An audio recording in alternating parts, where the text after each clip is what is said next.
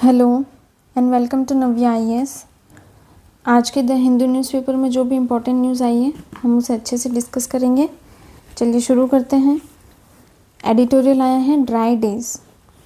IMD जो हमारा मौसम विभाग है भारत का, उसने अभी कुछ रिलीज़ की है न्यूज़ मौसम के ऊपर, उसी के बारे में हम देखेंगे।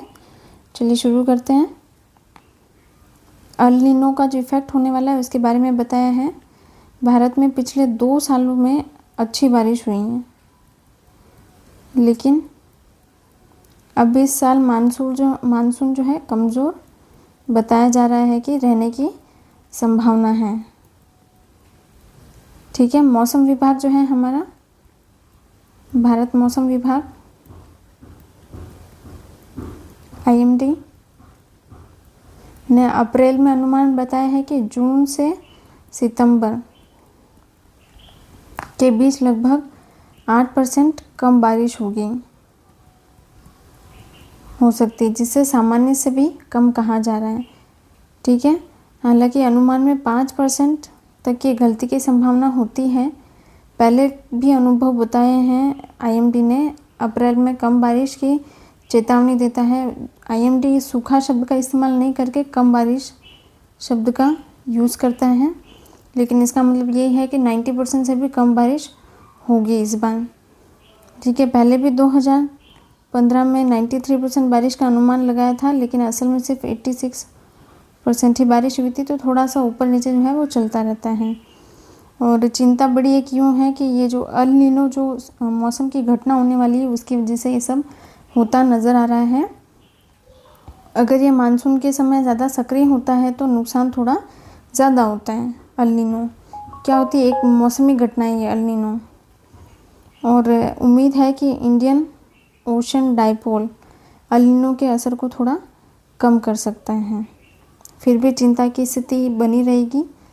गैस और उर्वरक की कमी भी हो सकती है पश्चिम एशिया में तनाव के कारण, जिससे किसानों की जो परेशानी है वो बढ़ सकती है। ठीक है, क्या होती है अल नीनो? आईओडी क्या होता है? इंडियन ओशन डाइपोल देख लेते हैं हम। जो महासागर के पश्चिम भाग है, अफ्रीका के पास वाला,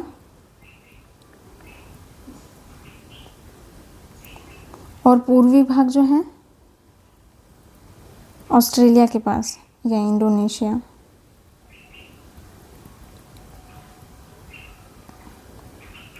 ठीक है, यहाँ ये घटना होती है। इनके पानी के तापमान में थोड़ा अंतर होता है। यहाँ पानी जो है वो थोड़ा अधिक ठंडा रहेगा या अधिक गर्म रहेगा, या फिर थोड़ा उल्टा रहेगा। ठीक है, तो इस वजह से आईओडी इंडियन ओशन डाइपोल होता है। पॉजिटिव आईओडी क्या है? पश्चिम भाग ज़्यादा गर्म होता है, पूर्वी भाग ठंडा होता है। इससे क्या होती है? अच्छी बारिश होती है। और नेगेटिव आईओडी किसे कहते हैं हम? जब पूर्वी भाग गर्म हो और पश्चिम भाग ठंडा हो तो जो बारिश होती है वो थोड़ी कम होती है। और न्यूट्रल आईओडी दोनों तरफ तापमान लगभग बराबर होता है, तो कोई खास असर होता नहीं है। ठीक है, अब देख लेते हैं अल नीनो क्या होता है।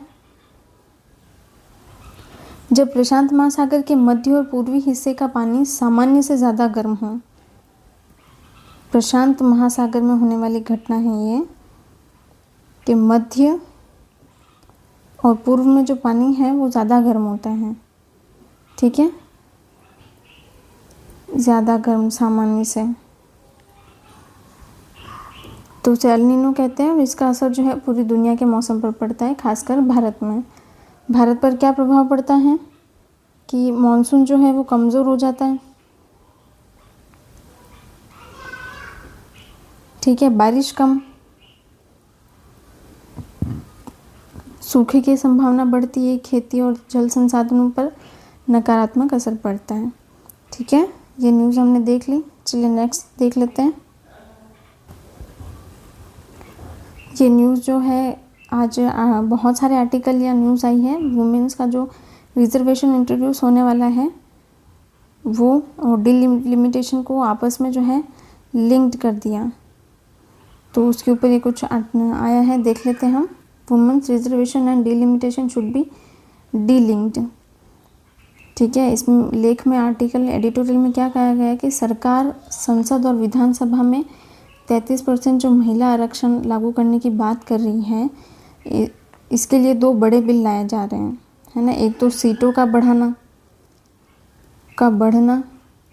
850 तक, और दूसरी नई जनगणना गणना और डिलिमिटेशन, यानी सीमांकन के बाद महिलाओं को जो है, ये दोनों चीज़ें होने के बाद जो है आरक्षण दिया जाएगा, ठीक है। लेकिन समस्या यह है कि सरकार ने महिलाओं के आरक्षण को जनगणना और सीमांकन से जोड़ दिया, लेकिन ऐसा नहीं होना चाहिए। अब समस्या क्या है बताई गई है, महिलाओं को जो आरक्षण है वो तुरंत लागू होना चाहिए। हो सकता था, लेकिन इसको किस पर, सीमांकन पर टाल दिया, ठीक है। 2024 के चुनाव के बाद क्या हुआ, महिलाओं की जो संख्या है वो घट गई। कई राज्यों में महिलाओं की जो भागीदारी है वो 10% से भी कम नज़र आती है, यानी लिंग की वजह से महिलाओं को तुरंत फ़ायदा नहीं मिला। और सीमांकन पर क्या चिंता है, सीमांकन से सीटों की सीमाएं बदलती हैं। यह प्रक्रिया राजनीतिक रूप से जो है काफ़ी संवेदनशील होती है, ठीक है। पहले भी कुछ राज्य जैसे असम और जम्मू कश्मीर ने इस पर पक्षपात के आरोप भी लगाए थे, ठीक है। इसलिए इसे महिलाओं के आरक्षण से जोड़ना जो है सही नहीं माना गया। जनगणना से जुड़ी जो क्या समस्या है, 2011 की जो पुरानी जनगणना के आधार पर काम करना चाहती है सरकार अभी, लेकिन उस समस्या ये है कि देश की जो तस्वीर है 2011 के बाद काफ़ी बदल गई हैं, तो सही तस्वीर नहीं होगी, सही आंकड़े नहीं होंगे, ठीक है। SC/ST जो समुदायों को मिलने वाली सीटें वो कम हो सकती है, महिलाओं पर भी इसका असर पड़ता हुआ नज़र आएगा, ठीक है। अब लेखक का इसमें कहना है कि महिलाओं का जो आरक्षण है वो अलग मुद्दा है और इसे बिना किसी शर्त के तुरंत लागू किया जाना चाहिए। 2010 वाला जो बिल था वो बेहतर था क्योंकि उसमें कोई शर्तें नहीं थी, ठीक है। लोकतंत्र को मजबूत करने के लिए ज़रूरी है महिलाओं का आरक्षण, इसे किसी राजनीतिक प्रक्रिया से नहीं जोड़ा जाना चाहिए। पूरे एडिटोरियल में यही था। चलिए नेक्स्ट देख लेते हैं, ये वाला एडिटोरियल। ये जो लोन ऐप होते हैं उनके बारे में है, ठीक है। कि लोन ऐप से पहले लोगों को इन्फ्लुएंस किया जाता है लोन लेने के लिए, बाद में उन्हें इतना परेशान किया जाता है, कुछ लोग सुसाइड भी कर लेते हैं। RBI की कोई स्ट्रिक्ट गाइडलाइन नहीं है इसके लिए। तो इस पूरे एडिटोरियल में ये बताया है कि आजकल कई लोन देने वाले मोबाइल ऐप बिना सही नियमों के काम करते, सही नियम का पालन नहीं करते हुए काम करते हैं और आसानी से लोगों को फंसा लेते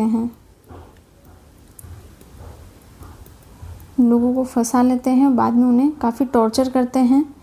केरल के कन्नूर में एक उदाहरण दिया गया है कि कन्नूर ज़िले में एक डेंटल छात्र नितिन राज की मौत का मामला सामने आया, जिसमें बताया कि उसने एक ऐप से लोन लिया था, उसके बाद उसे बहुत ज़्यादा मेंटली टॉर्चर किया, ठीक है, लगातार परेशान किया गया। फिर कुछ महीनों में तीसरा मामला भी ऐसा सामने आया, तिरुवनंतपुरम के ग्रामीण इलाकों में 35 से ज़्यादा शिकायतें आईं, ठीक है। ये सब हमें देखने को मिला।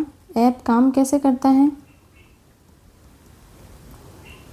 जब कोई व्यक्ति इन ऐप्स को डाउनलोड करता है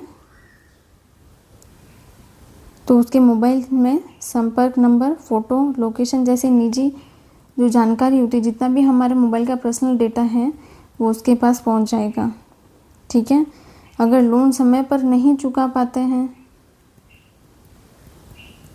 तो क्या करते हैं, वो रिश्तेदारों को फ़ोन करते हैं, गाली गलौज करेंगे,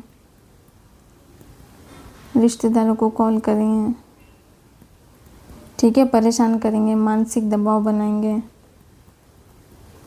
ठीक है। केरल में लोग मोबाइल और इंटरनेट का ज़्यादा इस्तेमाल करते हैं, लेकिन सभी की वित्तीय जानकारी नहीं होती है, खासकर छात्रों को छोटे लोन की ज़रूरत होती है, तो यही इन ऐप्स का फ़ायदा होता है। समस्या क्या है, RBI के नियम होने के बावजूद ये ऐप्स बिना लाइसेंस के काम करते हैं। नियम बना रखे हैं आरबीआई ने, उसके बावजूद ये जो है बिना लाइसेंस के काम करते हैं। नकली NBFC, non banking financial companies का नाम इस्तेमाल करते हैं, ठीक है, लोगों को फंसाने के लिए, और छुपे हुए चार्ज और ज़्यादा ब्याज लेते हैं।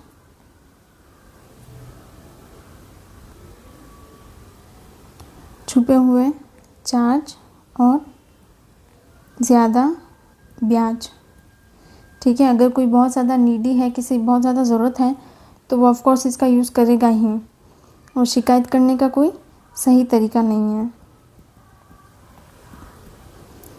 कर पाते हैं, ठीक है। अब समाधान क्या हो सकता है कि मोबाइल कंपनी जो है उन्हें ऐसे ऐप्स पर जो है बैन लगाना चाहिए, ठीक है। सरकार को सख्त कानून बनाना चाहिए। हर फाइनेंशियल ऐप के पास आरबीआई से प्रमाणित लाइसेंस होना चाहिए, ठीक है। ब्याज दर और सभी चार्ज जो है वो साफ साफ बताने चाहिए। यूपीआई और पेमेंट सिस्टम में ऐसे ऐप्स के खिलाफ जो है चेतावनी या रिस्क अलर्ट होना चाहिए, ठीक है। इस प्रकार से कुछ न्यूज़ थी, हमने देख ली फ्रॉड जो ऐप्स होते हैं, लोन ऐप्स, उनके बारे में ना। ये लोन ऐप्स लोगों की मजबूरी का फ़ायदा उठाते हैं और उन पर मानसिक और आर्थिक रूप से नुकसान पहुंचाते हैं उन्हें, तो इसलिए सख्त नियम और जागरूकता दोनों बहुत ज़्यादा ज़रूरी हैं, ठीक है साथियों। धन्यवाद। इसकी प्रॉपर नोट्स की पीडीएफ आपको डिस्क्रिप्शन में टेलीग्राम चैनल का लिंक मिल जाएगा, वहाँ उपलब्ध होगी, ठीक है साथियों। धन्यवाद। आज के लिए इतना ही।